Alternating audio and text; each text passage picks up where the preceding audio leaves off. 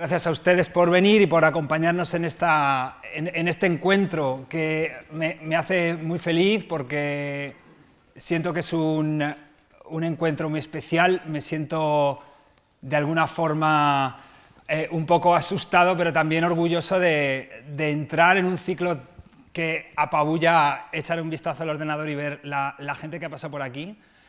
Pero creo que tiene un sentido de apertura a una nueva generación, a toda una serie de creadores que están o que estamos ya haciendo el teatro de este siglo, ¿verdad? Y estamos en todas las salas y estamos con todo lo difícil que resulta estrenar y sacar adelante un espectáculo. Estamos haciéndolo, estamos haciendo teatros, estamos cumpliendo sueños y creo que es motivo de alegría y de agradecimiento estar aquí y poder contárselo. Voy a dedicar el primer rato ¿verdad? Porque antes de que nosotros dialoguemos, me dejan, no sé si de manera un poco imprudente, hablar a mí solo. Y entonces quiero dedicar los próximos 20 minutos a contarles un poco mis aventuras. No sabía cómo hacerlo hasta que me di cuenta de que hace unos días se presentó mi último libro de poesía, que es Vuela Voz. Lo presentó Javier Huerta, que saben que es, es catedrático de literatura y de teatro de la Universidad Complutense, pero además un gran maestro, un gran amigo, y él habló en la presentación de 4 dualidades. Y luego dije, ¿por qué no le plagio? Y sin pagarle comisión al profesor Huerta y entonces, porque son tan acertadas esas 4 dualidades que me sirven para hacer un pequeño, un breve, pero espero que intenso recorrido por mi pequeña aventura, en lo que pueda valer de ejemplificar esa nueva generación de creadores escénicos, ¿vale? Bueno, y si no vale, da igual porque ya están aquí escuchando. Pero eso, decirles que son 4 dualidades y que voy a intentar contar las 4 dualidades cronológicamente en mi carrera y cerrar cada una de las dualidades con una nota poética, o sea, con un pequeño poema de uno de mis libros. Es ambicioso, pero hay que... Bueno. Y además una sucesión de imágenes de mis aventuras para ilustrar. Verán, la primera dualidad de la que hablaba Huerta al referirse a mi obra poética, pero vale decir creo que a mi aventura literaria y teatral, es la filología y la literatura. Soy un filólogo confeso y vocacional. Creo que soy filólogo antes de estudiar filología. Para mí la filología no es una carrera, es una forma de vivir. Creo que un verdadero filólogo es más un sherpa que un alpinista y que lleva la montaña dentro.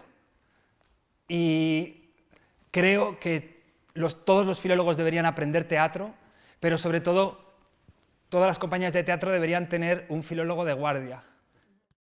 Creo que deberían tener sobre todo un psicólogo de guardia, pero en segundo lugar un filólogo, porque necesitamos que vuelva esa unión, ese nexo entre los que estudiamos y los que creamos, entre los que analizamos y los que pensamos lo nuevo.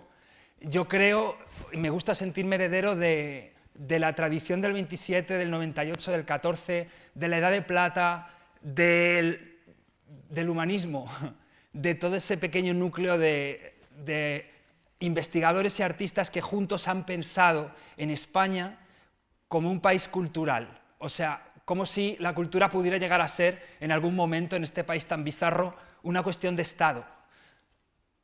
Labor que siempre ha sido secundada por ninguneos, exilios, muertes, pero que siempre ha habido alguien que ha vuelto a portar la llama.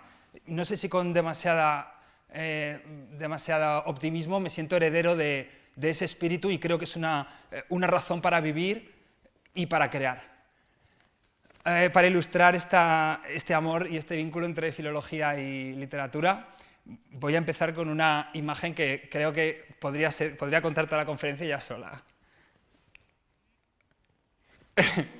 Estamos en el Teatro de la Comedia en el año 96 y entonces Marsillac, que está en el centro de la primera fila, organiza, que es el director de la compañía, organiza un concurso de redacción escolar y entonces acuden un montón de niños y entre esos niños, bueno, en realidad la foto se la traigo porque verán que en la primera fila a la derecha está Luciano García Lorenzo, cosa que es muy divertida porque me hace sentir feliz de que no soy el único que se le ha quedado el pelo blanco y por otra parte me di cuenta de una cosa que me viene llamando la atención. Todo el mundo dice, ten cuidado con la jubilación, que cuando te jubilas te vienes abajo, pero yo creo que la gente se pone más guapa. Pero, o sea, y no quiero decir que Luciano... Entiendo, pero me entiende, o sea, con esa luz del jubilado... Bueno, hasta ahí. Pero, bueno, pero el otro punto de la foto es que verán que, bueno, también está Luis Alberto de Cuenca cuando todavía era moreno, y en el centro hay un extraño joven con un dudoso niqui verde. Soy yo, pero estoy ganando un concurso de redacción en los 90 contigo, nos conocimos ahí. Bueno, y se lo traigo, pero no se lo traigo por eso, se lo traigo porque se tienen que fijar en la solapa del personaje del niqui verde. Lleva un pétalo que ha robado de la escenografía del misántropo que estaba representando Marsillac. Robé ese pétalo cuando subí al escenario a recoger el premio y me prometí que volvería, que sería artista, que crearía, que soñaría los sueños que veía cuando me llevaban a la comedia. Pasaron 14 años, cerraron la comedia, espero que no fuera premonitorio, pero el otro día, bueno, hace ya 1 año y medio, para la presentación del alcalde de Zalamea, reinauguraron la comedia. Y como yo estaba de dramaturgo, Pimenta me invitó a salir y llevé el pétalo y lo devolví y dije, esto es patrimonio del Estado. Pero es también un sueño cumplido. Y por eso, siempre que hago conferencias, encuentros, y sobre todo con gente joven, lo primero que digo es, soy un montón de cosas que no importan, pero la que creo que sí que importa es que soy una prueba viviente de que los sueños se cumplen. Filología y literatura.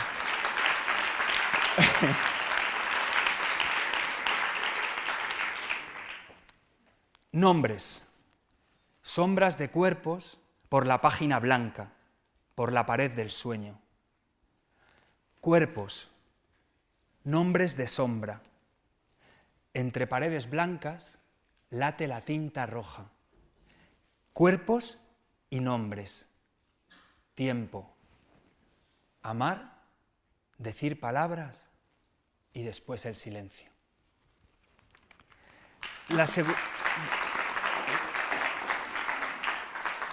La segunda dualidad... bueno, tenemos que seguir un poco con esto. Sí, les contaba que en esa época, en el Ramiro de Maeztu, en el instituto donde estudié, había una enorme ebullición creativa. A mí esto del amor por las palabras me viene de mi casa, me viene por inyección letal de mis padres, el amor a la literatura, pero también del Ramiro de Maeztu, donde se creó el colectivo, el grupo Ron Lala. Se hizo el lalaísmo, que era Lala como una especie de juego con Dada, una bebida de la alegría, del entusiasmo, en unos momentos en los que si querías molar en el instituto tenías que ir vestido de negro y querer suicidarte o destruir el mundo, o las dos cosas, ¿no? Y Ron Lala era un movimiento, digamos, como de la cultura, de la alegría, y entonces en un recital, les he traído el Pasquín, que era la portada de aquel recital de fin de siglo, pues surgió esta posibilidad de fundirlo en un escenario. Y para allá que nos fuimos. Este es el grupo original. Durante 10 años, Ron Lala fue un grupo de poesía y de música, que íbamos recorriendo pues, los cafés teatro, las salas, las universidades, institutos, centros penitenciarios, la calle. O sea, si te pagaban, íbamos. Si no te pagaban, íbamos. Y si había que pagar, nos lo pensábamos, tío. Y os lo juro que, o sea, que lo quería decir porque venimos de la calle, venimos del café teatro, de perder plata, de arriesgarnos, de soñar con esto. Y no sé, una cosa que siempre les digo a los alumnos y a los teatreros de escuela es la desesperación. Es que nos ha movido la desesperación en el sentido más hermoso de la palabra, o como diría Gomá, en el sentido más cortés de la palabra. La desesperación como el que no espera nada más, el que se cumple en lo que hace.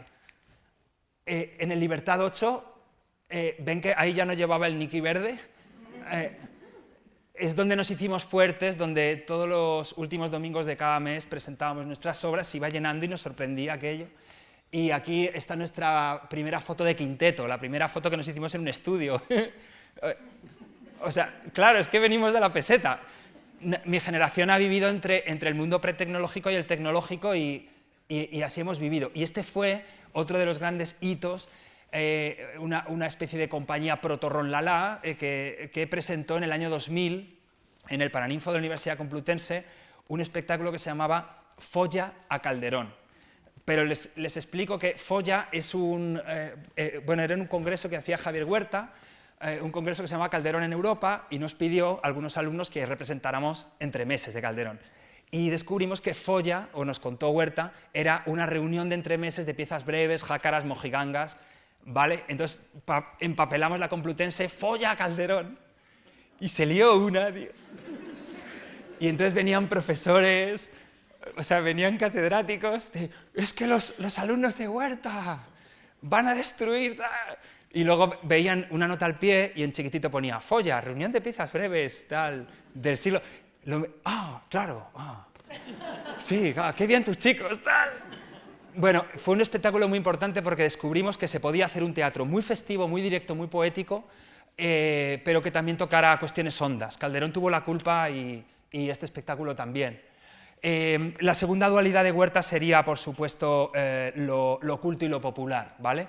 Para mí lo oculto y lo popular marcan el eje de mi teatro, creo que de gran parte del teatro de mi generación.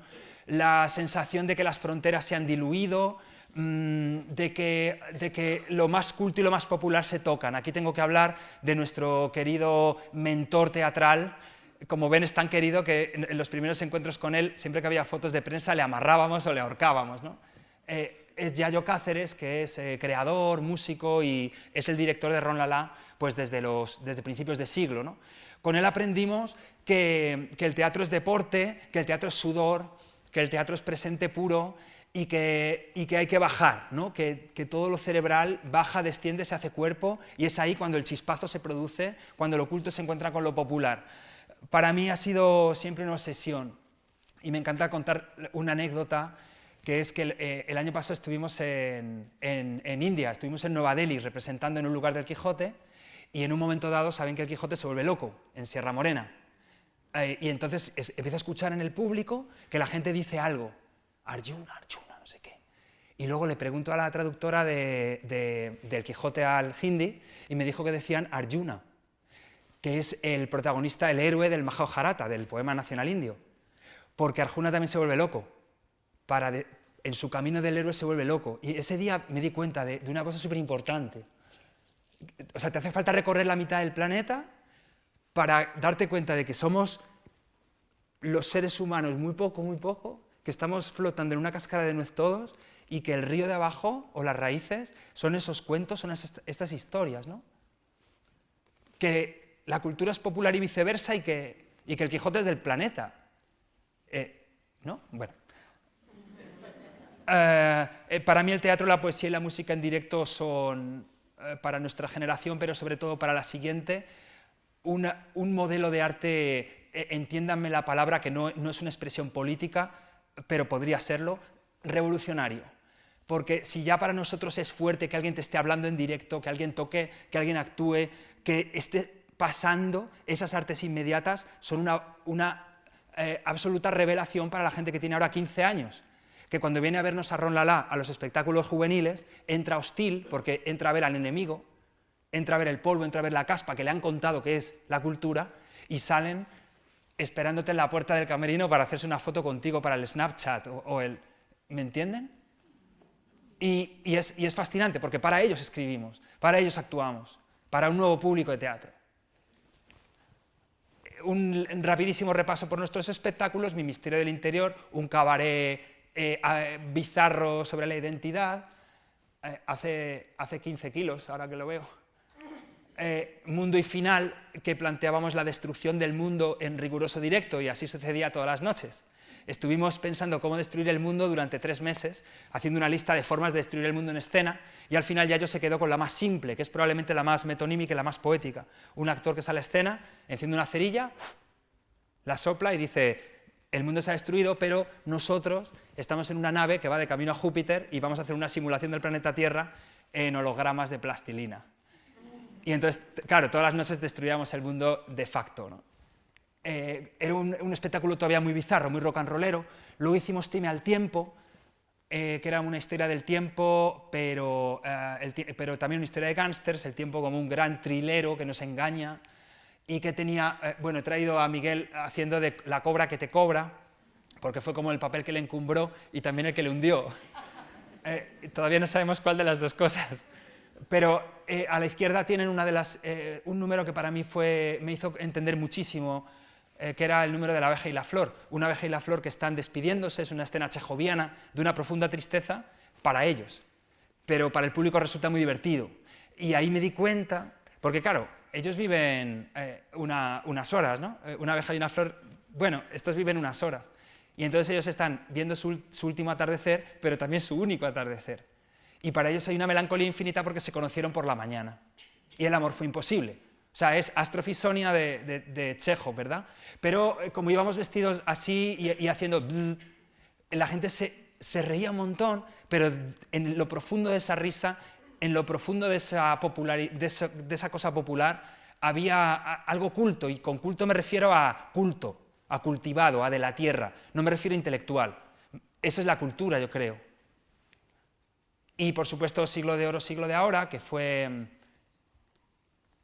el heredero de aquella folla Calderón, en el que hacíamos un repaso de la crisis del siglo XXI reflejada en la crisis del siglo XVII, en una colección de entremeses creados de nuevo cuño, inventados a la manera del Siglo de Oro. Entrábamos como los comediantes con unos barcos de papel de periódico y conquistábamos el escenario como si fuera una América que había que reconquistar para la gente. Quizá nuestro espectáculo más popular, aquí está don Filólogo Lumbreras, que era la venganza de todos mis profesores de la universidad, excepto de Huerta. No, también un poco de Huerta. Bueno, escenas, no les cuento más porque que sepan que lo vamos a reponer.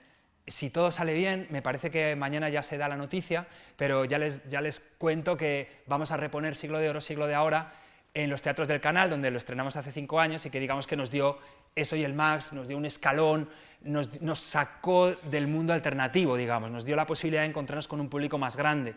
Entonces que sepan que en julio y en agosto estaremos si tienen curiosidad de verlo. Este es el famoso traje de España que llevaba Íñigo Echevarría, es España. Imagínense la cara del padre de Íñigo el día del estreno. Es que le tenía delante, entonces vi salir a Íñigo y hice así, vi la cara de su padre. Bueno, este es el entremés de Shakespeare y Cervantes y el espectáculo terminaba con el flamenco, pero el flamenco de Flandes. O sea, nosotros en este espectáculo sosteníamos que el flamenco, que esa raíz tan popular y tan culta en el sentido de la cultura, procedía, ¿por qué no?, de Flandes. Entonces, qué mejor que unas coplas flamencas de Zarazas, de mi libro que reúne todo el flamenco, para hablar de lo oculto y lo popular. Gitana, ven a mi vera, vamos a vivir la vida y que la muerte se muera. Entré en el jardín del cielo y corté un ramo de estrellas pa' tu pelo. Carreteras, escenarios, pensiones y camerinos. La vida pasa bailando por el tablado del camino. El tiempo gira que gira y un día viene la muerte y lo demás es mentira. La tercera...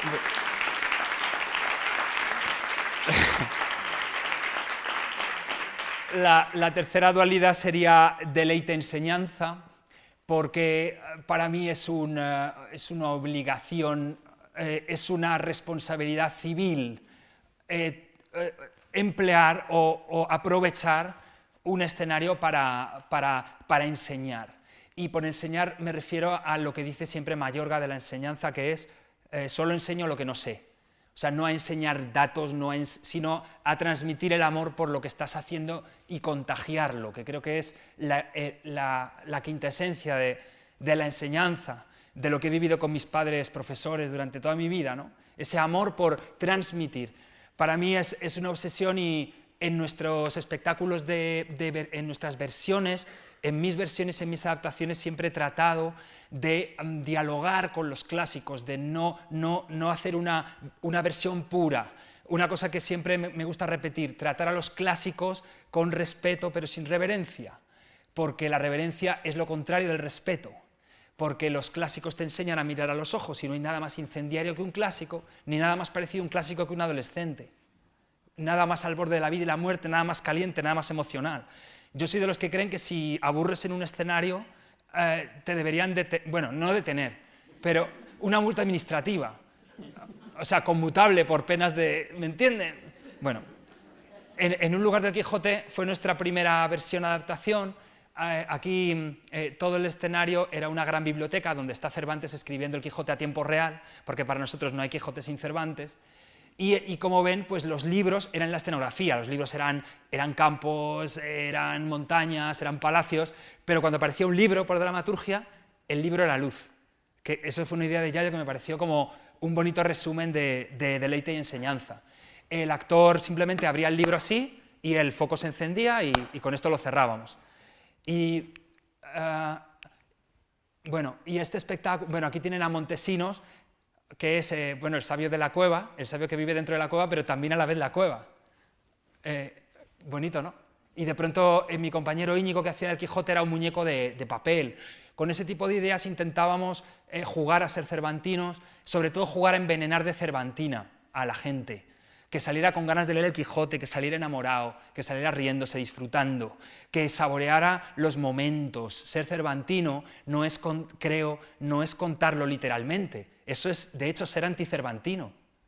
Aburrir con la cultura es ser anticervantino. Si algo tuviéramos de parecido ahora, y a lo mejor digo una burrada, pero si hay algo parecido a Lope de Vega ahora, no es el 90% de los montajes que se hacen supuestamente clásicos, es más bien la HBO, ¿saben? O sea, piénsenlo. Me estoy viniendo arriba. ¿No? Enseñar y deleitar.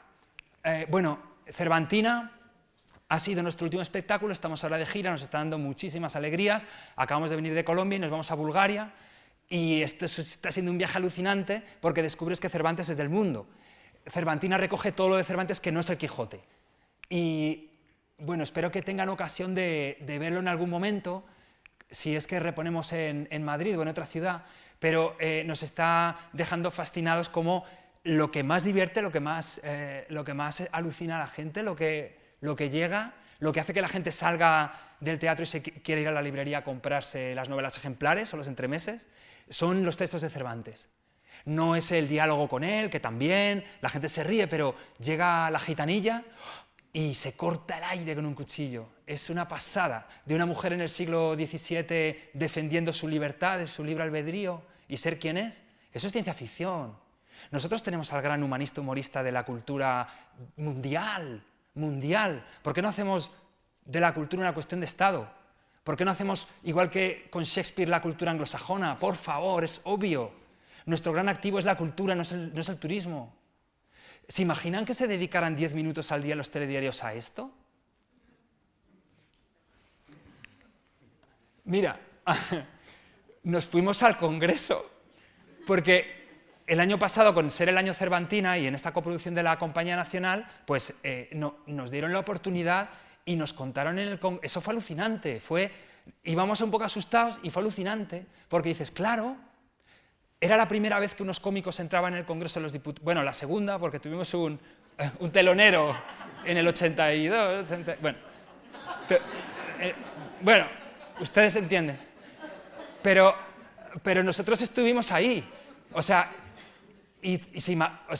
uno entra y dice, yo, no sé, me dedico a esto y es mi trabajo, pero y en el fondo es más importante muchas veces hacer una función en un cole que esto, No me cabe duda, pero en ese momento decir templo de la democracia española y eres el primer cómico que entra, no porque tú lo seas, sino, ¿por qué no? Pero si esto debería ser todas las semanas. Me vengo muy arriba, pero... Y el otro día nos fuimos al Palacio Real. Aquí tuvimos más problemas, o sea, hicimos una reunión de equipo en el búnker de ¿vamos o no vamos, Dios mío? ¿Sabes? Porque claro, no todos comulgamos... Bueno, pero ¿qué pasa? Que luego fuimos Luego fuimos y todas las dudas que tenía, o sea, de pronto éramos los bufones de la corte. Y hicimos el número tal cual, nadie nos tachó nada, porque si nos tachan no vamos. Nos invitó el jefe de Estado a cerrar el año Cervantes, en el salón de columnas, donde la paz de Oriente Medio y todo eso, estábamos ahí. ¿Lo ven? Es que hay pruebas. Bueno, casi no se me ve detrás del rey, pero ¿saben? Y dices, ¿por qué no? O sea, ¿por qué no? ¿Por qué no vamos a dialogar? ¿Por qué no vamos a hacer a Cervantes en su cara? En la cara del que lo disfruta y en la cara del que no. En la cara del que le dicen unas verdades que no quiero oír y en la cara del que siente que son suyas. Y sobre todo en el colectivo. ¿Por qué no podemos discutir? O sea, qué alegría. Yo miraba y veía a los generales, había obispos, había gente de cultura también, un montón, pero era una fiesta de esas que soñaría uno en España que pudiera producirse, porque eso es teatro además. Bueno. Y luego, por último, digamos, toda la aventura de mis versiones y mis adaptaciones, que nada, solamente comentárselas, que han sido con la Compañía Nacional de Teatro Clásico, con Elena Pimenta a la dirección, a quien admiro y amo y es otra de mis grandes maestras.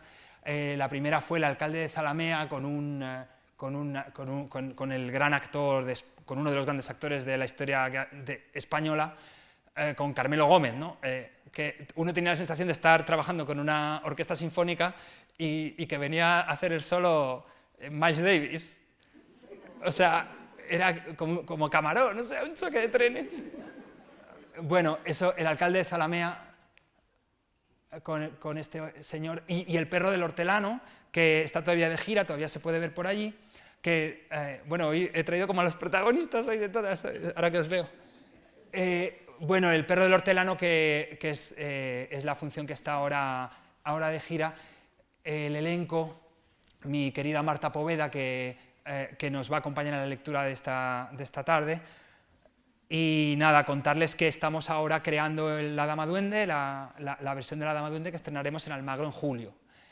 Y por último, bueno, les he traído esto para que vean el porté, cómo a esta princesa, a esta condesa Diana, se la lleva el amor. O sea, ¿qué me quieres, amor? No, se la lleva el amor, la coge, la agarra de verdad. Y por último, otros proyectos, Ojos de agua, un monólogo de Celestina, para Charo López, en el que Celestina no había muerto y nos hablaba del poder de la mujer en la sombra. El intérprete, que fue también una versión, pero una versión de la vida, de la biografía de Asier Echandía, porque un día me reunió para un café y me dice: Álvaro, quiero montar un cabaret, pero tengo la lista de canciones y no sé qué hacer, quiero que le des una dramaturgia. Y le digo: no tengo ni idea de lo que quieres, cuéntame por qué lo quieres hacer. Y me dice: porque de pequeño, yo en los 80 cantaba solo y creía que estaba en un estadio con mis amigos invisibles. Digo: para, que lo grabo. Y de alguna manera hicimos una dramaturgia basada en ese niño que en el año 84 está cantando solo y el público es sus amigos invisibles, ¿no? Y Asier cantando y por último un espectáculo que está en gira, comedia multimedia, una reflexión, bueno, basada un poco en Bauman en el fondo, pero muy festiva, muy carnavalesca y muy bizarra, con la gran Inma Cuevas sobre la tecnología. Me parece que el poema de Deleite y Enseñanza sería... bueno, me falta la aventura con la danza. Zarzuela en danza, con la maestra Nuria Castejón, que me ha dado la ocasión de reescribir la historia de la danza a partir del sueño de un bailarín, nada más y nada menos. Espero que estemos en la próxima temporada en el Teatro La Zarzuela. Fue una maravilla poder trabajar con bailarines y ver cómo se relacionan los lenguajes y trabajar con una genia como Nuria. Y ahora vamos a estrenar Nacida Sombra, de Rafaela Carrasco, lo estrenamos en junio, y es un repaso a todas las grandes artistas, a las escritoras del siglo de oro. La última noche de Santa Teresa, mientras está agonizando, escribe 3 cartas a Sor Juana, a María de Zayas y a la Calderona, a María Calderón. Es un homenaje flamenco a todas las artistas que, a pesar de todo y de manera profundamente desesperada, esta vez sí en los 2 sentidos de la palabra, sacaron adelante sus palabras con la fuerza de una Celestina y la lucidez de Santa Teresa, ¿no? Una historia fascinante. Sí, en lírica y dramática sería la última dualidad. Es muy breve lo que quiero decir aquí. Creo que decía Huerta, lírica y dramática. Digo, sí, claro. Para mí la poesía es es la música del idioma. Para mí la poesía es un lenguaje activo, es un hechizo, es un sortilegio. La poesía hace cosas, crea, construye. La poesía y los clásicos son para mí sinónimo de vida, y por eso mi obsesión es crear un teatro poético y una poesía dramática, una poesía en conflicto, en lucha todo el tiempo. Y relacionado con esto, un recuerdo de pequeño, que es caminar hacia la toalla de mis padres en la playa y ser completamente miope, o sea, no ver nada, nada. ¿Saben? ¿Son miopes? Sí. Bueno, ese terror mezclado con esa erótica, luego por motivos de escena me tuve que operar y me di cuenta de que la realidad era mucho más pornográfica que erótica, pero ya era demasiado tarde. Esa mezcla entre el peligro y la seducción, ese no ver pero ver, es lo que intento reproducir. Me encanta pensar que el arte es una miopía que te permite ver la realidad como cada uno, reconstruir la realidad como cada uno la quiera soñar. En ese sentido me siento totalmente cervantino y amante de Cervantes. Y terminar, porque lírica y dramática, esta última dualidad se va a ejemplificar en la obra en la pequeña obra que vamos a leer, Poveda y yo. Pero nada, terminar con un poema de Vuela Voz, que me quedé con ganas de leerlo el otro día en la presentación, que habla un poco de esto. Como resumen de mi vida, y esperando no haberles mareado, pues les recito un poema que se llama Silvida. Cuando soñamos, cuando morimos, somos lo mismo. Sílvamelo al oído si me olvido. Nietos y abuelos, padres e hijos vagan unidos. Sílvamelo al oído si me olvido. Reloj de viejo, tambor de niño, un solo ritmo. Sílvamelo al oído si me olvido. Quien tiene alas, mira el abismo y ve un camino. Sílvamelo al oído si me olvido. Gracias.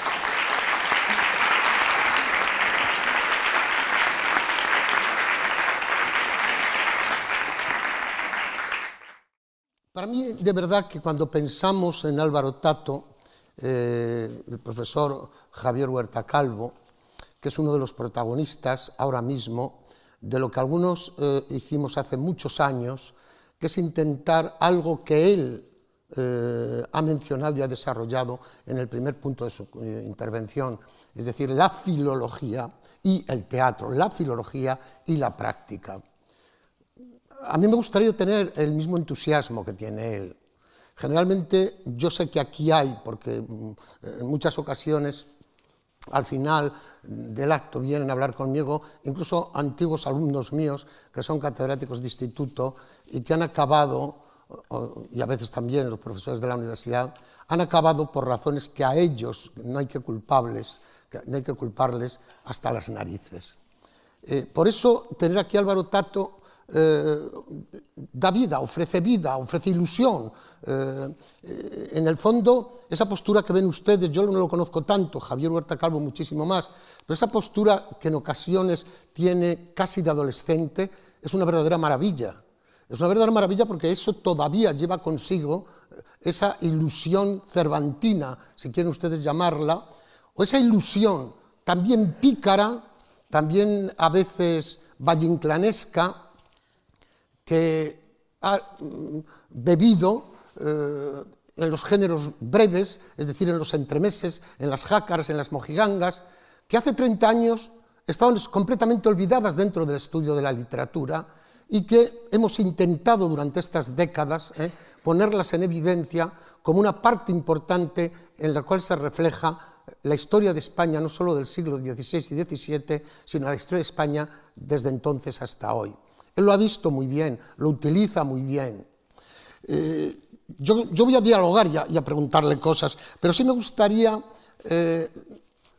poner en el lugar que le corresponde lo que está haciendo Ron Lala en una tradición que nace fundamentalmente en el siglo XVI con ese teatro que yo con él he resumido, alguien también dijo algo parecido, de Lope de Vega a la consola, de Lope de Vega a la PlayStation. Bueno, pues de Lope de Rueda y de sus textos sobre lo que era el teatro entonces, esa pobreza escenográfica que ellos realizan escenográficamente, no digo en el vestido, digo en la escenografía tantas veces, él proviene de toda esa tradición.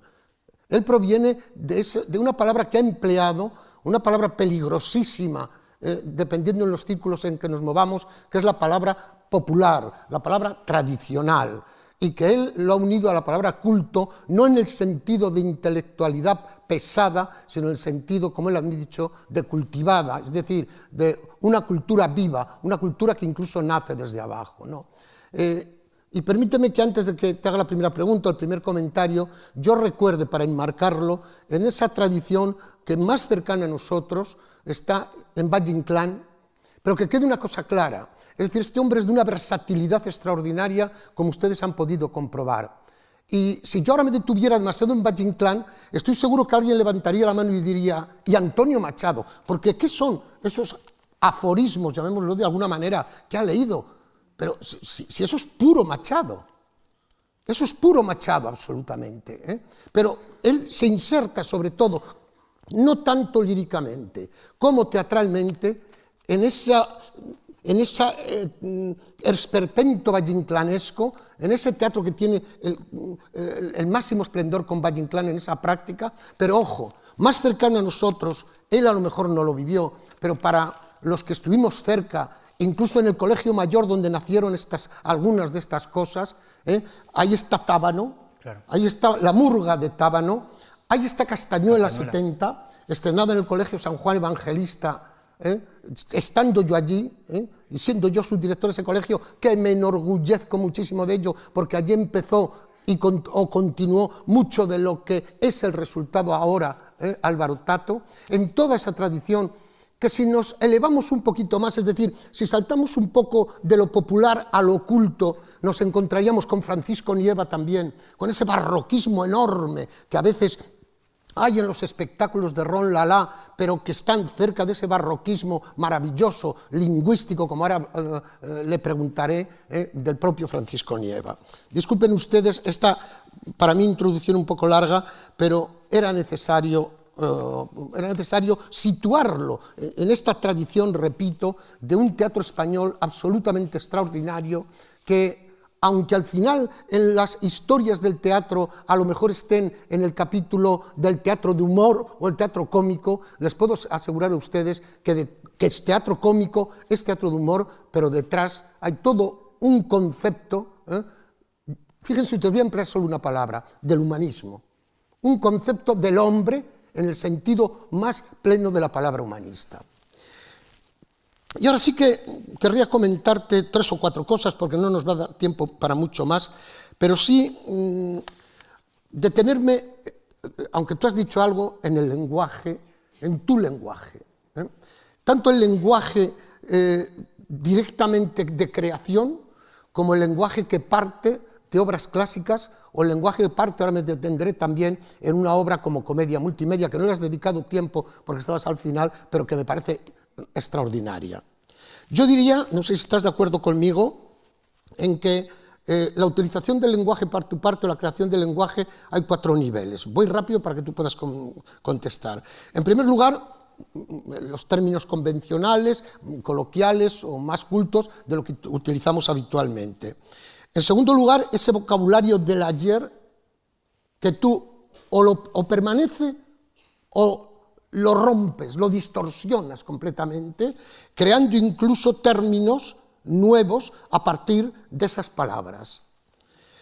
En tercer lugar, la utilización de un lenguaje vivo en tu generación, birra, petar, curro, etcétera, etcétera. Y en último término yo diría la destrucción del propio lenguaje, una creación nueva a partir de unas expresiones, a partir de una lexicalización de ciertos términos que convierte en muchas de sus obras, sobre todo en la que podríamos llamar más ronlalianas, convierte en un lenguaje absolutamente nuevo. No el lenguaje que toma de la calle de hoy para reproducirlo, sino lenguaje creado por el propio autor. No sé si tienes algo que decir a esto, sí. Aunque me dirás, bueno, la lección filológica ya la has dado. No, pero me encanta porque así para la próxima conferencia uso tus 4 niveles de los plagios. No, claro, preciso y exacto y de acuerdo, solamente apuntarte 2 pequeñas cosas. Una sobre lo que hablabas del humor, que yo creo que nunca está suficientemente observado eso por nuestra tradición culta, en el sentido triste de la palabra, que nuestros grandes, donde incluyo incluso a Velázquez, son humanistas humoristas. O sea, el humor como camino al corazón del ser humano, la liviandad, que no la ligereza, lo que decía Calvino, ¿no? Ser liviano como el pájaro, no como la pluma, ser liviano para controlar el vuelo, no para caer al azar. Cervantes como nuestro gran constructor del ser humano a través del humanismo. A mí me hace pensar, no sé, como que los valores están completamente trastocados, ¿no? Que parece que... Es que fíjate, para muchos espectadores, no sé quién se reflejará en esto, pero yo lo he vivido. Nosotros lo llamamos el comando Bisón, que es un perfil de espectador que si se aburre convenientemente, es como mejor, sale como más satisfecho. ¿Me entienden?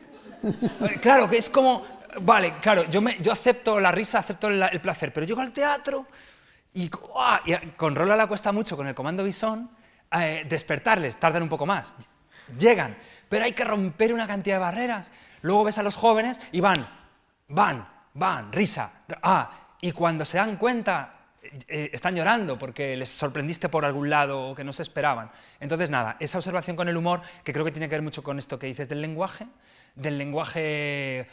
cervantino. Creo que estos 4 niveles podrías ponerlos que a mí me obsesiona Cervantes por eso también, lo podrías poner en un tratado sobre el Quijote, pero también sobre la gitanilla. O sea, de cómo el entrecruzamiento de los registros lingüísticos, mirándoles a los ojos a cada registro, haciendo que cada personaje pueda dar su punto de vista, hace que la obra sea pueblo, en el sentido de la palabra más neto. A mí me encanta jugar con las palabras por eso, a veces como juego circense, otras veces como profundidad, otras veces para sorprender, otras veces para conectar, como dice Yayo, tirar anclas a tierra al espectador, pero siempre virando los niveles. Si el espectador espera que la siguiente escena va a ser grave, cámbiala, muévela, llévala por otro lado. Nada, observar eso, pero luego me das los apuntes y te los plagio. Yo he visto hace poco, discúlpenme, mi intervención va a ser bastante breve porque luego hay la intervención de ellos, ¿no? Pero me voy a referir precisamente, tenía aquí algunas observaciones sobre los clásicos, su utilización, Cervantes, etc. Una pregunta concreta. ¿Tú te sientes más cerca de Cervantes que de Quevedo en cuanto al humor? Qué buena pregunta. Sí, con amor absoluto a la genialidad socarrona de Quevedo. Pero me pasa con Quevedo lo mismo que con Valle. Fascinación total y llega un punto en el que ya no le sigo. En el que ya no le sigo, o sea, que ya en el que tengo que ir a él. ¿Me entiendes? Sí. Con Cervantes no. Cervantes siempre tú eliges. Cervantes, vale decir, Chaplin, Monty Python. Hay un tipo de humor, un humor poliédrico y plural, que a mí me interesa más. Por supuesto, la raíz vallinclanesca, no te la niego, me flipa. ¿Ves? Un verbo... Bueno, me fascina, absolutamente. Pero sí, claro, comulgo más con Cervantes que con Quevedo. Y con la línea, digamos, que dentro de la literatura española representa Quevedo y Cervantes. Más Velázquez que Goya, sí, vale decir también. Yendo insisto, a lo esencial. Yo una cosa que he observado, y sobre todo en Comedia Multimedia está clarísimo, para mí Comedia Multimedia, para quienes no la hayan visto, Comedia Multimedia gira en torno al mundo Yo tengo aquí dos frases como muy retóricas, ¿no?, para luego desarrollarlas, pero como no puedo las leo. Para mí, cuando la vi, es un poco el retrato de una humanidad asfixiada y limitada por la tecnología y por la informática, ¿eh? Para mí es una obra de una desolación en cuanto se refiere a una incomunicación, por un universo tecnificado. Son dos frases como muy retóricas, repito, que yo desarrollaría, pero no me dejan que tampoco que me extienda demasiado. Pero hay una cosa que me parece importante en esta obra, y es que es uno de los más hermosos cantos que he visto al teatro. Uno de los más hermosos, con los 10 minutos finales. Cosa que yo ya había visto en otro espectáculo, y me refiero, por ejemplo, en Cervantina. Al final de la obra hay un diálogo entre Apolo y Cervantes. Al final de Comedia Multimedia hay un diálogo entre los actores y Tecné, es decir, la técnica. Y se nos muestra en esta dualidad, hablabas tú de dualidades, en esta dualidad hay un canto, repito, a la creación, al teatro, al humanismo, a la no tecnificación, que rompe en la línea de lo que tú acabas de decir. Voy a ofrecerle al espectador precisamente lo que no está esperando. Y a lo mejor ese final, es lo que pretendía, era llegar a que esa obra tan extraordinaria, pero tan grotesca, tan gamberra en algunos aspectos, llegara hasta el final, y sin embargo se rompe en un determinado momento, y les puedo asegurar a ustedes que son 10 minutos de una... La palabra es a lo mejor, dentro del contexto que estamos hablando, a lo mejor una palabra un poco casi cursi, pero es de una ternura inmensa para mí esos 10 minutos finales. ¿Estoy equivocado o es verdad? Joder, no, para empezar, la palabra ternura yo creo que es de las palabras gato del idioma, yo creo que es una gozada.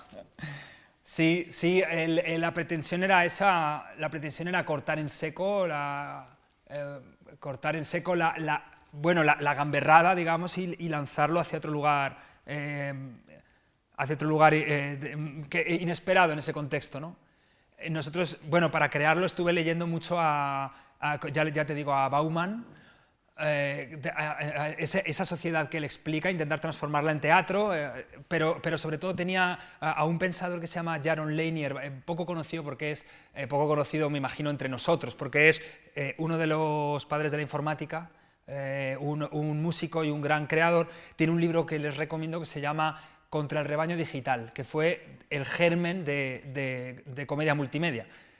En esa escena final en la que Tecné puede decir, si yo no soy una diosa, no está la técnica por encima nuestra.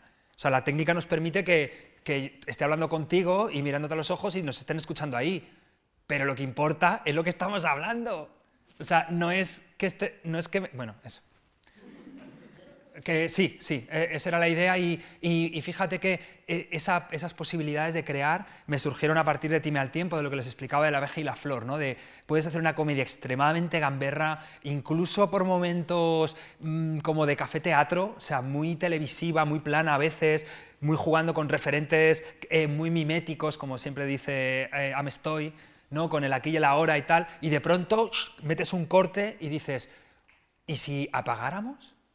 Si apagáramos un rato y escucháramos y nos miráramos a los ojos y bueno, es muy bonito porque la gente sale del teatro y dice, el comentario no es, he pensado en ello, tal, el comentario es, no encendí el móvil enseguida. ¿Y sabéis lo que significa eso, eh? O sea, salir del teatro y no encender el móvil enseguida. Que yo mismo después, venga, chao, y miro el WhatsApp, ¿me entiendes? Muy curioso. Creo que es uno de los grandes temas de nuestro siglo, uno de los grandes temas de mi generación, la tecnología, y el otro es la mujer. Son dos temas que me obsesionan y que en todas mis obras aparecen. El tema de la mujer, al igual que el siglo anterior, el XIX, sería la esclavitud, que en el fondo es el mismo tema. Creo que uno de los grandes temas contemporáneos, y hablo desde una generación que creo que por primera vez es considerablemente paritaria, y considerablemente políglota y bilingüe y transformadora, es fascinante ver cómo se puede cambiar las cosas. Yo siempre hablo de eso, porque me parece que es la lucha de mi generación, y con lo de la técnica también. Ayer me puse en contacto por lo que ocurrió en Manchester con una profesora amiga mía de la Universidad de Manchester que te admira incluso en un congreso sobre Cervantes que se celebró el año pasado en Manchester. Ella lo que hizo fue hablar no solo de Ron Lala, pero hablando de las conmemoraciones cervantinas últimas, sobre todo de Ron Lala, por lo que significaba de rompimiento con lo que son las conmemoraciones culturales. Y me dijo que te hiciera dos preguntas. Wow. La primera es la siguiente. Voy a poner las gafas porque hasta ahora Pues está en era inglés. yo. No, es una hispanista. Es una hispanista. Y me preguntaba, ¿se puede hacer un espectáculo, por ejemplo, una adaptación de un clásico de la comedia del arte, de un entremés, sin forzar su contemporaneidad, sus referencias en el presente? ¿Se puede hacer un clásico buscando sobre todo y ante todo la belleza de la trama, el entretenimiento, la palabra? ¿O es necesario que con la adaptación, esto lo incluyo, Sí, o es necesario que con la adaptación de esa obra tengamos que supeditarnos a eso que se llama contemporaneidad? Es muy buena pregunta, pero yo creo que la contemporaneidad la contiene lo otro. A ver si me consigo explicar en una frase. Y no sé cómo lo ves tú, pero yo creo que, por lo menos en mi experiencia con la adaptación y con la versión, porque he hecho las dos cosas, adaptar y versionar, y solamente he ido aprendiendo y todavía no sé. Esto es una respuesta provisional, pero sí te puedo decir que lo contemporáneo aflora dentro del clásico, naturalmente. No hay que vestir a nadie de nazi, ni cambiarlo de idioma, pero tampoco, pero ¿por qué no? O sea, a mí me fascina el integrismo, sobre todo, en estos temas, ¿no? El que es arqueologista, porque hay que montarla como era, pero ¿cómo era? Es claro. ¿Cómo era? Si no lo sabemos. No lo sabemos. Es que no lo sabemos y no pasa nada. Pero si te inventas un teatro desde el folclore, con seriedad y con rigor, como hace Ana Zamora, de la que estuvimos hablando el otro día, y lo haces de maravilla en un ambiente arqueologista, que también es ficción, ole por ti. Y si lo haces a lo Ron Lala, de manera bizarra, mezclando un montón de conceptos, metiendo a personajes que paran la acción y te explican algo, ¿no? Como tenemos un entremés en Siglo de Oro en el que el filólogo Lumbreras para la acción y dice polla, forma de denominar al pollo en la España del Siglo de Oro. ¿Me entiendes? Correrse, avergonzarse en el Siglo de Oro. Por los dos caminos puedes llegar a lo mismo. Lo contemporáneo, es decir, lo nuestro, es lo mismo de siempre. Es la vida, es la muerte, el amor, es los celos, los deseos, lo que contienen los clásicos. Entonces yo le respondería que claro que se puede. ¿Cómo hay que montar a los clásicos? No lo sé. Pero solo sé que cuando veo un clásico montado con honestidad, cuando lo veo con entusiasmo desde el cuerpo y sin ver al autor ni desde arriba ni desde abajo, porque ahí la hemos liado, cuando lo ves desde arriba y te crees más listo que Shakespeare, es muy difícil que seas mejor que Shakespeare. Y cuando lo ves desde abajo es casi peor. Porque, Shakespeare, no le toquéis una coma, pero si está en inglés, si estamos haciendo una traducción. A mí me lo dicen, ¿sabéis qué? Bueno, saben que mis versiones de la Compañía Nacional son las más intervenidas de la historia. Pero nadie lo sabe, porque, y esto es un secreto, está lleno de intervenciones, microintervenciones, es microcirugía, para que se quede más claro. Si aparece la palabra ocasión, cuando la ocasión significa causa, o cuando significa razón, o sea, yo lo manipulo para que, siendo calderoniano o siendo lopesco, porque si quieres a Lope o a Cervantes o a Calderón puro, te lees el libro. Bueno, que sí. Está claro. Vale. Esta es una observación mía. ¿No te preocupa que a veces con las humoradas, en el mejor sentido de la palabra, que lleváis a cabo, con ciertas referencias a sucesos y personajes muy precisos y de un momento determinado, eso condicione el futuro de esa obra? Sí, muy buena pregunta y sí, nos preocupa, por eso siempre procuramos incluir nosotros los llamamos anclas, como te digo, anclas a tierra, procuramos que sean móviles. O sea, que todas las referencias a la contemporaneidad estén... ¿Sabes a quién leemos para eso? Aristófanes. Aristófanes está lleno de eso. Aristófanes es eterno, pero está lleno de referencias, lleno. Bueno, Plauto, Terencio. Pero no os resulta a veces que quizá, pues yo tengo aquí de las obras que cuando las he leído, el Lute, el marido de la infanta, así dicho, Sí. el Vaquilla, Pujol incluso. Todos. No puede eso... ¿Habéis notado si en la representación, yo me he preguntado muchas veces, ¿habéis notado si en la representación, a lo mejor los que tendemos al purismo más, Sí. el público normal, Sí. puedan decir, esto, digamos, se están pasando? Sí, es como nosotros intentamos manejar el límite de eso, intentamos forzar la reticencia de ese tipo de espectador, forzarla no, cuestionarla. A veces igual nos pasamos para alguno, otras para otros nos quedamos cortos, pero siempre el intento es diluirla con la cultura de manera que nunca sea una humorada en sí, que siempre esté inmediatamente acompañada por lo que has dicho, porque ¿qué viene después de esa escena? Es verdad, hablamos de Pujol, hablamos de tal, pero lo están contando los ladrones de Monipodio. O sea, no están en la cueva de Monipodio, en el patio de Monipodio, hablando de esos ladrones y de pronto los músicos salen y dicen, seguimos robando. O sea, creemos que es un intento de humor poético que tiene esas humoradas, pero cuando nos hemos ido a Colombia cambiamos todos los nombres. Y en vez de estos, pues son el Chapo Guzmán, el Escobar y su gente, ¿no? Y cuando nos vamos bueno, vamos cambiando. Otras referencias. Sí, pero es verdad que es un peligro. Yo entiendo por dónde va tu pregunta y reconozco que es un peligro y nos encanta jugar con ese peligro. O sea, nos viene de la herencia que te decía del teatro de calle, del café-teatro, de forzar un poco hasta dónde va a ser una grosería. Y cuando va a parecer que es una grosería, de pronto Cervantes habla con Apolo y hace el viaje del Parnaso poético, profundo. Es siempre manejar los tiempos, ¿no?, de la comedia. Ustedes son hoy los cobayas, ¿no?, de dos escenas de una obra de teatro que estoy escribiendo que se llama Todas hieren y una mata. El título es provisional. Sí, ¿verdad? No. Sabíamos que iba a pasar esto. Ya. Bueno, en realidad procede de un adagio latino que dice, todas las horas son como las flechas de un cazador, todas hieren y la última te mata.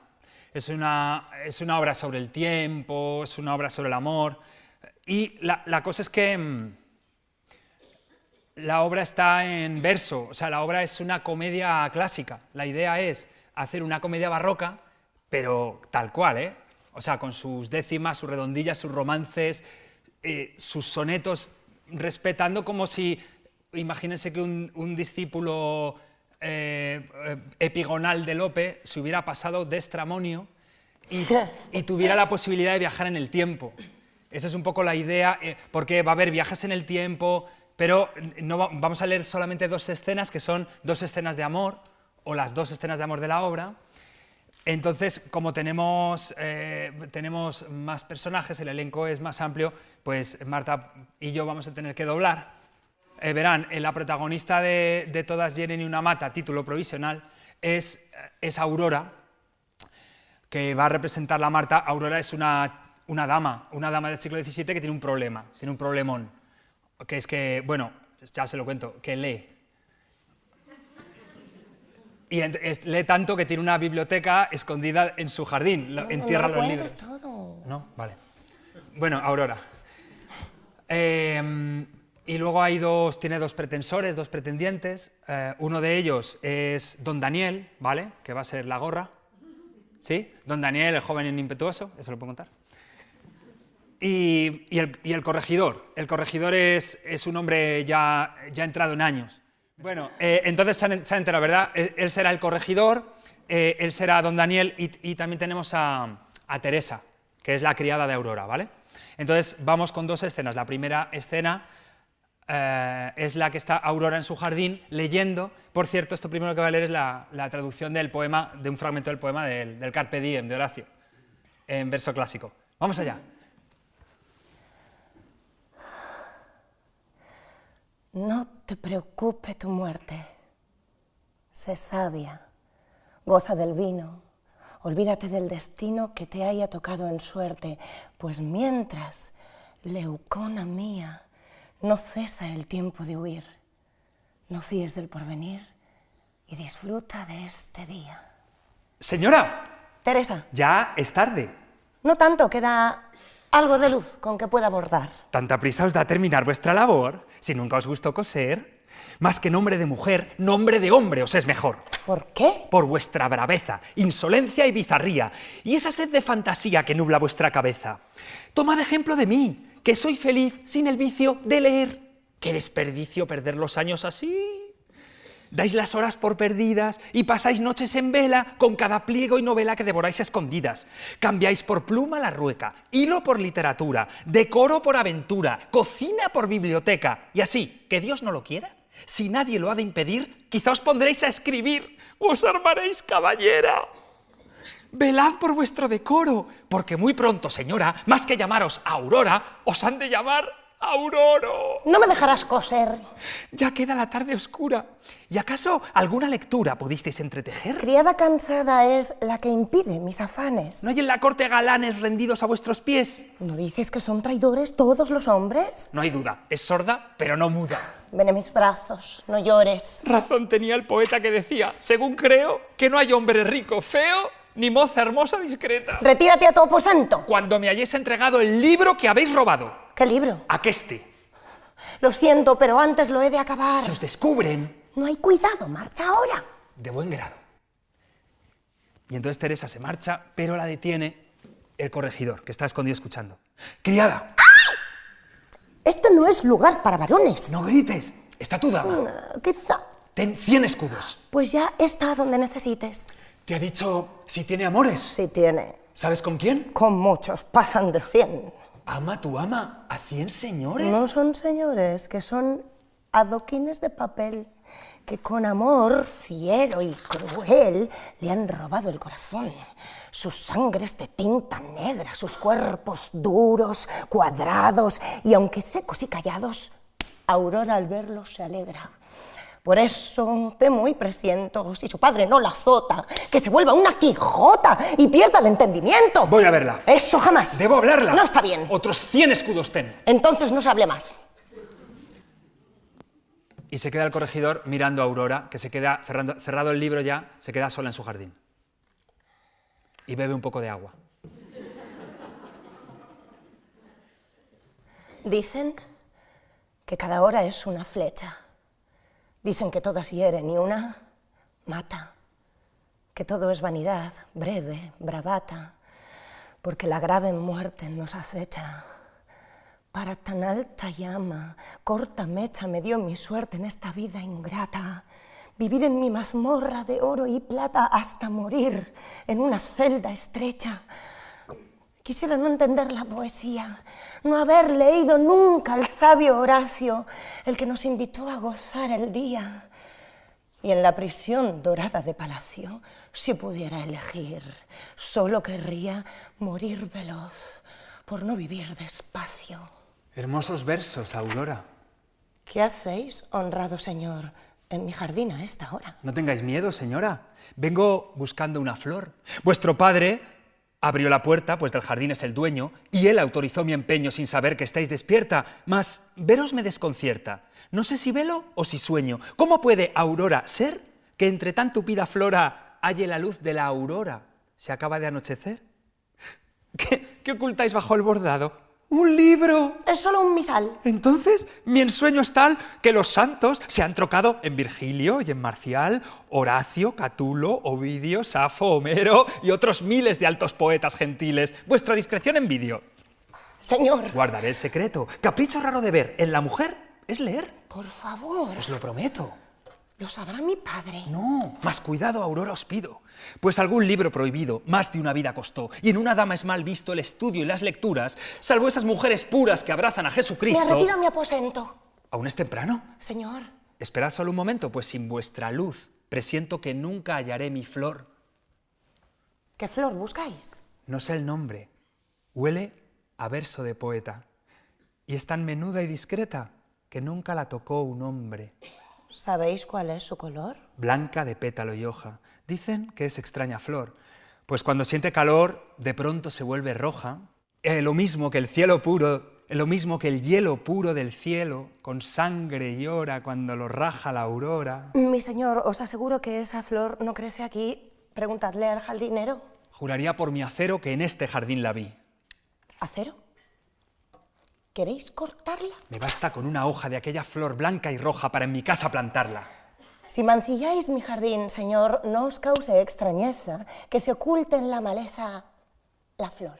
¿Qué bate en latín o griego habrá sido quien os enseñó esa respuesta? Soy truán. ¿Soy deshonesta? ¿Por qué tratáis con desdén a quien busca vuestro bien? ¡Dejadme! Señora, ¿es esta la voluntad que atesora y el decoro que se debe a mis cabellos de nieve? Me marcho, señor. Aurora, dadme al menos la promesa de veros pronto. No tal.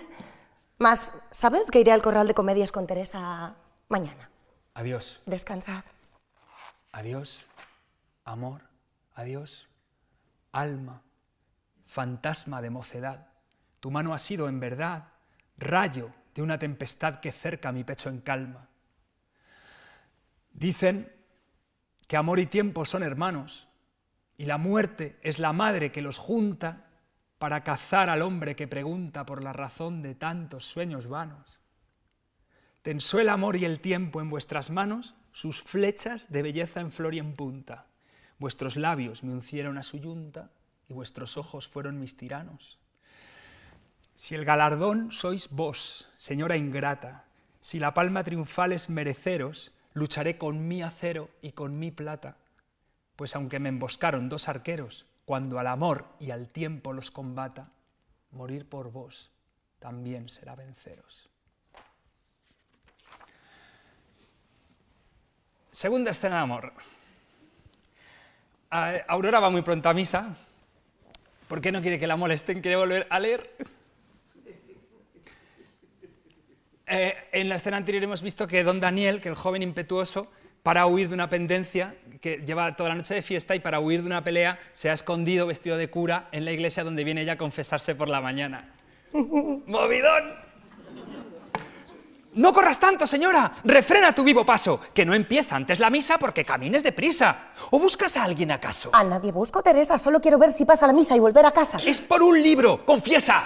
Trazas tienes de hechicera. Tú estás leyendo, está claro. Duermes poco, hablas muy raro y vives como si fuera el mundo una inmensa olla donde mezclas cada día realidad y fantasía como pimiento y cebolla. Ay. Vienes a misa nerviosa como en día de comedias. Si dejas un libro a medias, no piensas en otra cosa. Leer te arruga la frente, te pone cara de pasa, llena de polvo tu casa y de quimeras tu mente. Leer te da pensamiento e ideas, las malas hierbas del jardín donde conservas tu Virgo hasta el casamiento. No atiende, no dice nada, come nubes, bebe viento y se encierra en su aposento cual doncella enamorada. Pero el varón por quien penas, quien tu belleza conquista, es poeta o novelista con tinta fresca en las venas. Pues no he escrito ningún nombre, la que es mi obra preferida, aquel libro de la vida, de una mujer con tu nombre. ¿Santa Teresa? ¿Esa hereje? ¡Ese libro está prohibido! Vuestro padre me ha pedido que ni a sol ni a sombra os deje, porque si algo puede haber peor que leer, no hay cosa más fea e indecorosa que leer y ser mujer. Teresa, nunca te callas. No nos colmaron de luz Sor Juana Inés de la Cruz, doña María de Sayas, doña Ana Caro Mallén, Leonor Meneses, doña Ana de Castro, doña Mariana de Carvajal y también... ¡No sigas, por vida mía! Ya basta por Satanás, que ya voy viendo que estás peor de lo que creía. Si hay algo más vil que ser mujer lectora, señora, es ser mujer y escritora. Entonces llega don Daniel, hay un personaje más, hay unas réplicas y tal, pero se quedan solos. Consigue don Daniel quedarse solo con la dama, vestido de cura. Que se ha tragado ella ya, que él es el cura. Sí, se lo ha tragado, ¿no? Sí, o en el fondo Sí. lo sabe. Bueno, está ahí a medias. A medias, ¿no? Ya los Mola ensayos vamos viendo, Carmelo. Es que la amo. Vamos. ¿Cómo te llamas? Aurora. ¿Quién es tu padre? Don Pedro. ¿Quién es tu marido? Nadie. ¿Tu prometido? No tengo. ¿Tus pretensores? Ninguno. ¿Tus años? Pocos y honestos. Si no es por un vicio oculto que me está robando el sueño. ¿Será pereza? No, padre. ¿Vanagloria? No lo creo. ¿Ira? Yo, jamás. ¿Envidia por otra dama? No es eso. ¿Apetito? Nada como. ¿Avaricia? Nada quiero. Entonces será sin duda concupiscente deseo con que la naturaleza te arrastra en pos de un mancebo. Tampoco, padre. ¿Seguro? Que arda en la hoguera si miento. Pero si la fantasía, si la sed de entendimiento, si el hambre de lengua viva, si el irremediable anhelo de conocer es pecado, Padre, no tengo remedio. No comprendo, Aurora. Dime, ¿cuál es tu pecado? Leo, ¿Leo? leo, ¿Leo signo zodiacal? leo del verbo leer. ¿Qué tiene de malo? Según dicen, es veneno, siendo mujer, el saber, la discreción, el ingenio y hasta pronunciar palabras, sean en prosa o en verso, que no repitan aquellas que los varones dijeron. ¡Qué mala de hacerle a nadie unos pocos libros buenos! Pocos, padre. Son docenas. Y me atrevo a decir cientos. Los pliegues, legajos, tomos y papeles que en secreto me hacen su oculta pupila, pues ellos son mis maestros. Por ellos vendo mis joyas, hurto y engaño por ellos contraigo deudas con escribas y libreros, huyo del uso y la rueca, busco el pausado silencio de páginas como velas que cruzan el mar del tiempo y llevan mi alma viajera a desvelar sus misterios. Para que no me descubran mi criada, padre y deudos, a cada libro que acabo, en mi jardín doy entierro. Y así parece que son el mismo número, siendo una biblioteca hundida entre raíces de almendros, rosales, enredaderas y aljibes de agua de riego.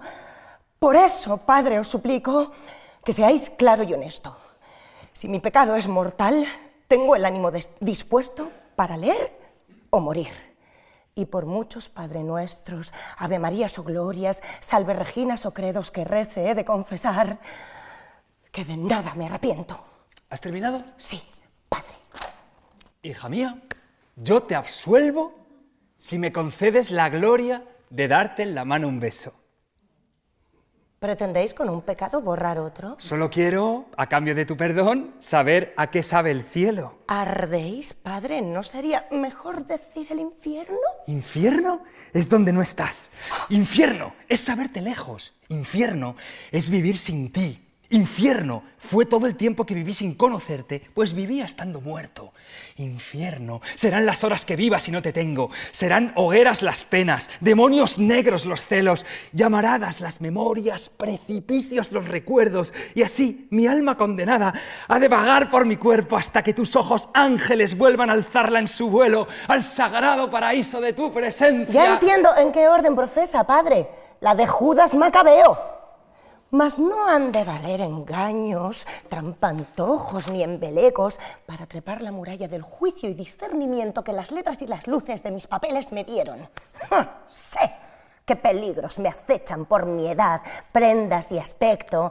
Conozco bien vuestras armas, vuestras tácticas de asedio, vuestros caballos troyanos llenos de ocultos guerreros. No quiera vuestra vileza quebrar las puertas del templo de mi virtud con arietes de trampas, trazas y ruegos, debiendo más bien honrarme con salvos y santos rezos, pues sois cura. No soy tal, sino solo un caballero deslumbrado por los dones de vuestra beldad e ingenio.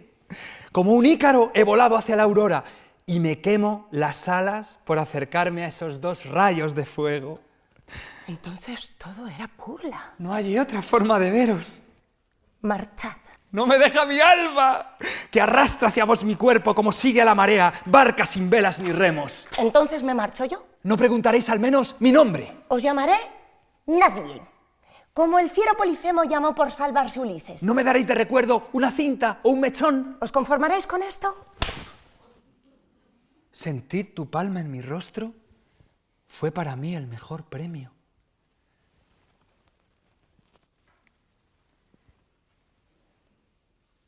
Qué viejo fuego olvidado.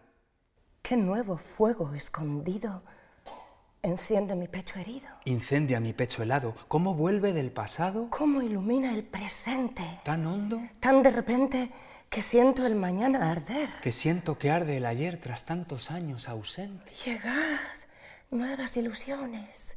Venid a habitar mi aliento, dad muerte a mi entendimiento y sepultad con canciones las cautelas y razones para vivir sin amar.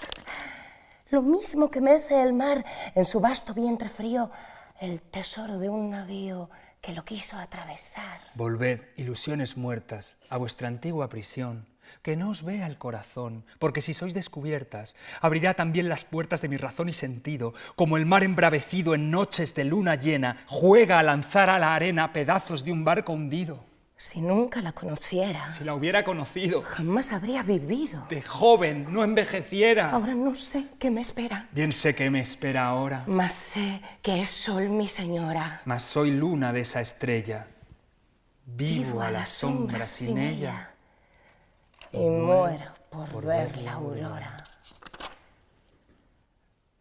Una flecha de luz recién nacida. Una flecha de leche bien templada. Una flecha de madre enamorada. Una flecha de cálida guarida. Una flecha de juego y una herida. Flecha de amor y sangre deseada. Una flecha que vuela hacia la nada. Una flecha que vuelve de la vida. Una flecha valiente. Una traidora. Una flecha de llanto. Una de risa. Una flecha que hiela. Una que arde. Flecha tras flecha, en fin. Hora tras hora. Te va cazando el tiempo tan deprisa que siempre es casi demasiado tarde.